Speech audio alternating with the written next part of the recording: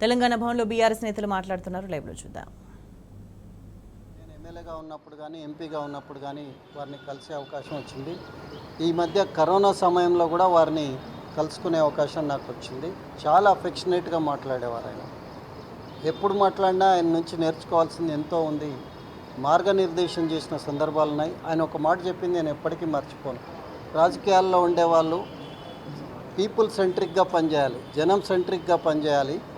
మీరు చేసే చట్టాలు ఏం చేసినా ఇది ప్రజలకు ఏ రకంగా ఉపయోగపడతాయి అనేది చూడాలి తప్ప ప్రజల జీవన విధానాన్ని దెబ్బతీస్తుందా, పాజిటివ్గా ఉంటుందా అనే యాంగిల్ను కూడా చూడండి అని చెప్పి ఆయన ఉద్బోధన చేసిన సంఘటన నేను మర్చిపోలేదు.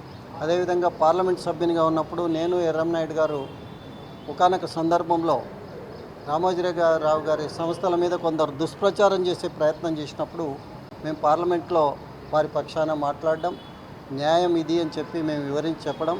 మరి ఆ సందర్భంగా వారు మాకు ఒక హ్యాండ్ రిటర్న్ స్వదస్తూరితో నాకు ఎర్రంనాయుడు గారికి ఉత్తరం రాశాడు.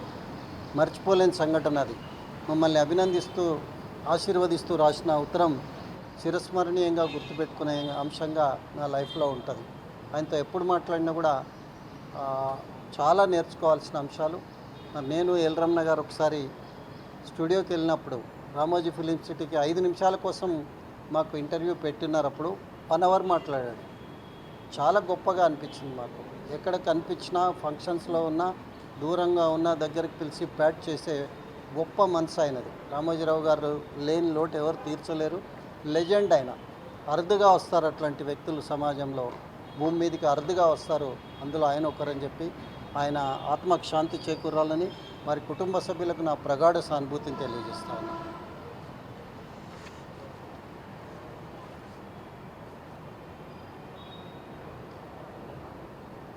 రామోజీరావు గారి మరణం చాలా బాధాకరమైన విషయం.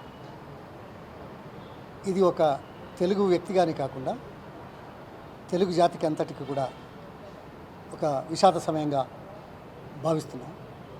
ఎందుకంటే అంచెలంచెలుగా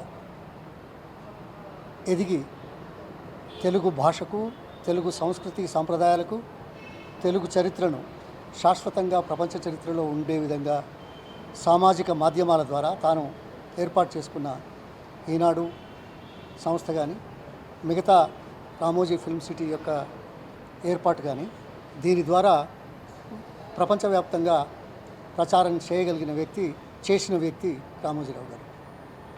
ఇది ఒక వ్యక్తి ఒక వ్యవస్థగా రూపొందడం, వ్యవస్థ ద్వారా తన ఉనికి కాకుండా తన జాతి ఉనికిని బహిర్గతం చేసే విధంగా, చరిత్రను గుర్తు చేసే విధంగా ఈ తరానికి ముందు తరాలకు శాశ్వత ప్రాతిపదిక చేసిన చరిత్ర మర్చిపోలేదు. అందుకే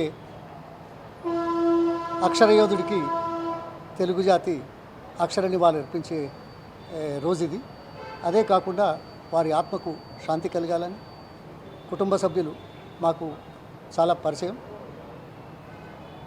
అదేవిధంగా వారితో కలిసినప్పుడు కూడా 2014లో ఆర్థిక, సామాజిక,